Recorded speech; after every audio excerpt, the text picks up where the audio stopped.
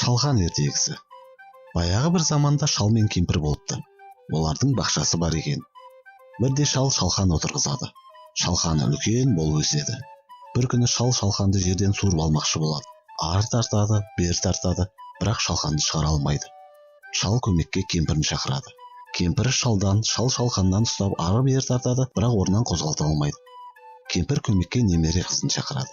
Немересі кемпірден, кемпір шалдан, шал шалқаннан ұстап ары тартады, бері тартады, бірақ тағы да суырып шығара алмайды. Бір кезде немере қызы итін шақырады. Иті қыздың етегінен, немересі кемпірден, кемпір шалдан, шал шалқаннан ұстап ары тартады, бері тартады. Бұл жолы да шалқанды шығара алмайды.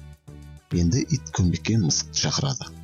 Мысық иттің құйрығынан, ит қыздың етегінен, немересі кемпірден, кемпір шалдан, шал шалқаннан ұстап ары жұлқиды, бері жұлқиды, шалқан шықпайды. Сол кезде мысық тышқанды шақырады.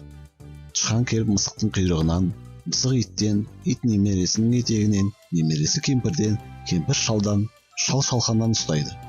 Олар тарта-тарта ақыры шалқанды суырып шығарады.